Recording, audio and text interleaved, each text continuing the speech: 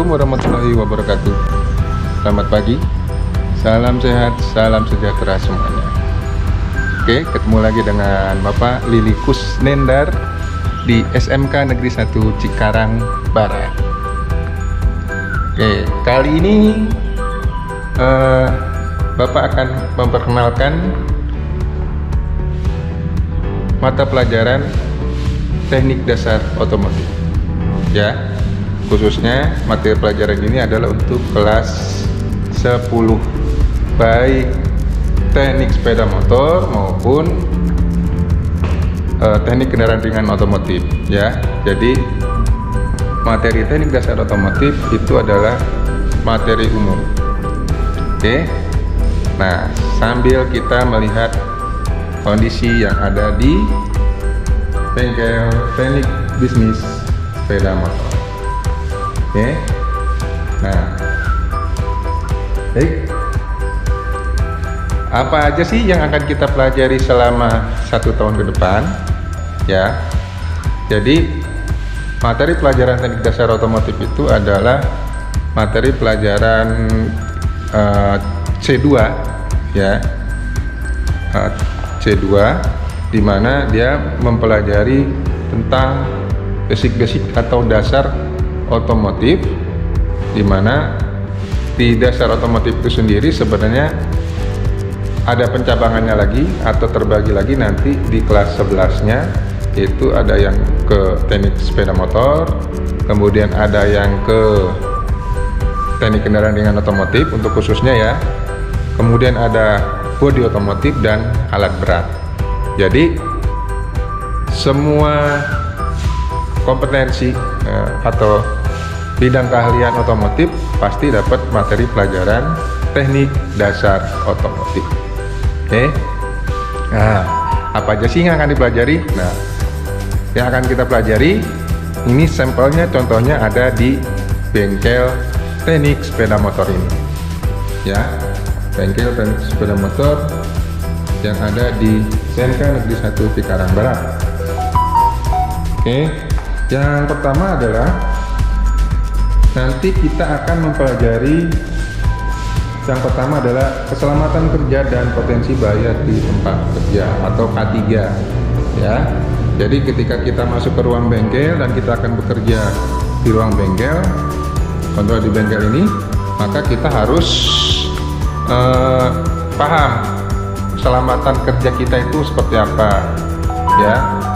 Pertama, proteksi pada tubuh kita itu apa, kemudian bagaimana cara menggunakan alat supaya tetap aman, baik aman untuk kita dan juga aman untuk alatnya supaya tidak rusak, ya.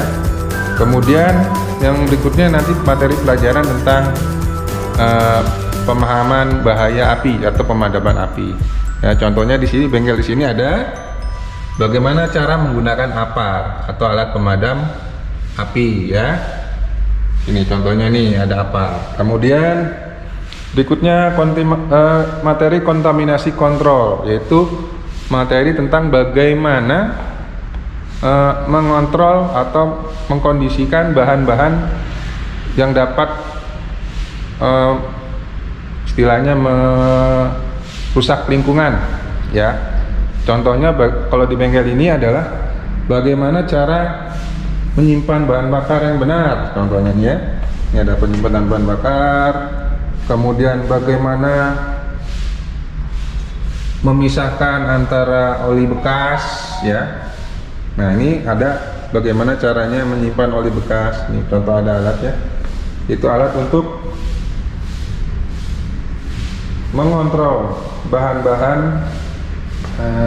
yang dapat merusak lingkungan.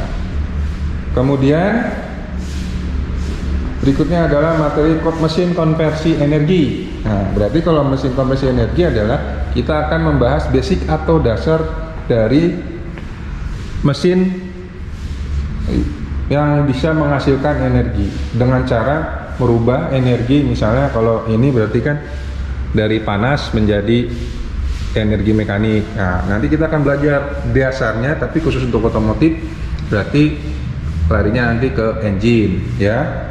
Kemudian klasifikasi engine ya. Jadi kita akan mempelajari klasifikasi dari mesin-mesin yang ada di otomotif ya. Ada 2 tak, ada 4 tak, ada rotary, kemudian 4 tak dibagi lagi, ada diesel, ada gasolin gitu ya. Kemudian materi berikutnya adalah cara kerja mesin 2 langkah dan 4 langkah ya.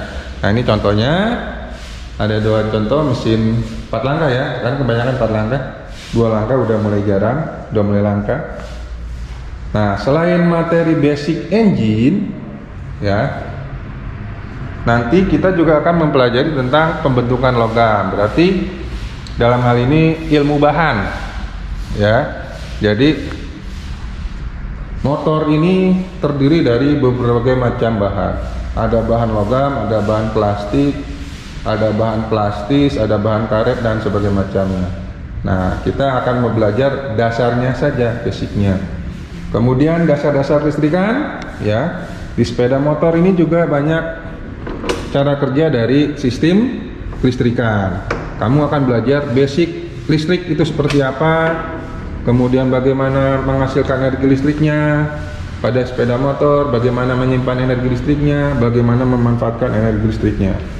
Kemudian dasar elektronika berarti adalah komponen-komponen elektronik yang ada di sepeda motor ya, atau di mobil ya.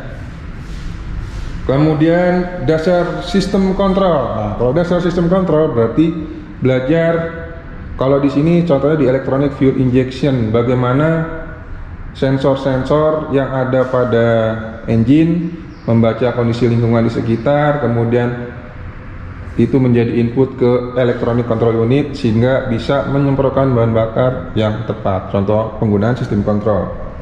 Kemudian yang berikutnya adalah dasar sensor ya, tadi fungsi sensor. Jadi di motor ini sudah ada sensor-sensornya ya, supaya nanti energi yang dihasilkan lebih maksimal.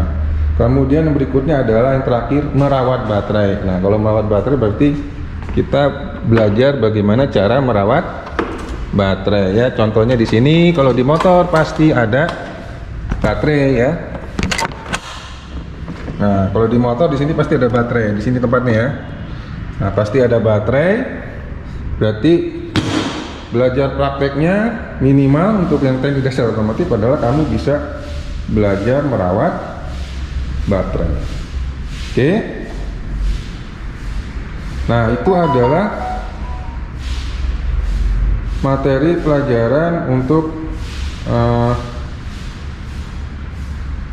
teknik dasar otomotif. Oh iya, lupa. Selain itu juga ada materi hidrolik dan pneumatik ya.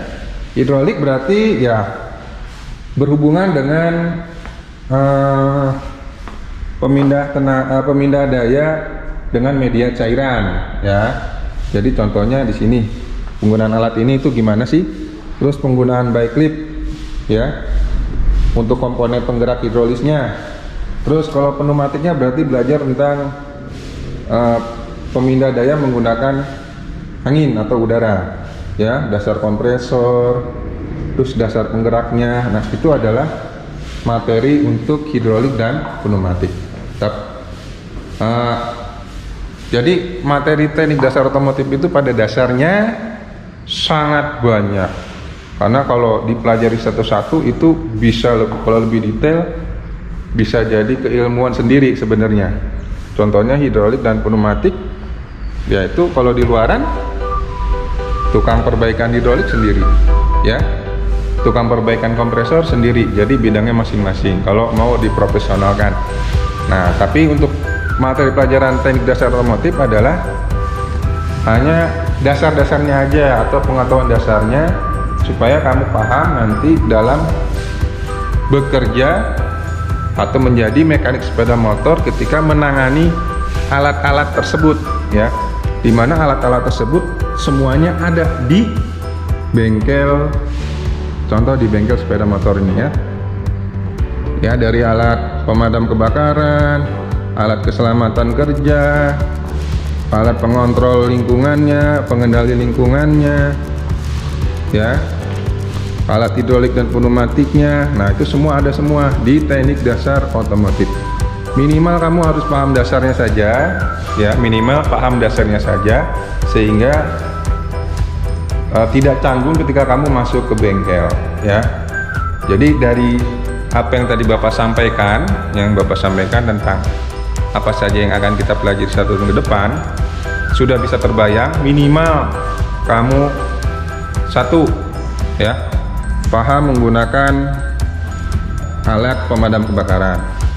Kemudian paham bagaimana menyimpan bahan bakar yang benar, kemudian menyimpan oli bekas itu seperti apa, penanganan olinya. Kemudian paham cara menggunakan, minimal ya, cara menggunakan bike lift, ya. Terus paham bagaimana cara menggunakan kompresor udara, ya, untuk pneumatiknya. Bagaimana cara menggunakan kompresor udara, paham tentang alat tire changer, kemudian kamu paham basic dasar bagaimana sepeda motor itu bisa hidup, ya, dimana di situ ada mesin konversi energinya, ada dasar elektriknya, ada dasar elektronikanya, ada sistem kontrolnya, dan ada sensor-sensornya, ya. Nah, minimal kamu paham dulu dasar itu tersebut. Nah, nanti untuk detailnya lagi, ya, detailnya lagi dipelajari di kelas 11 dan kelas 12, dimana nanti kamu sudah mulai masuk bagaimana cara membongkarnya, bagaimana cara memasangnya, bagaimana cara memperbaikinya, bagaimana cara menganalisisnya. Oke? Nah, itu saja untuk materi pengenalan tentang teknik dasar otomotif. Ya, mungkin Bapak jelasinnya terlalu cepat, ya. Kalau misalnya bingung atau ada yang tidak mengerti, silakan tanyakan langsung di WA yang Bapak lampirkan pada materi pengenalan teknik dasar otomotif pada Google Classroom. Oke? Dari Bapak cukup, terima kasih atas perhatiannya.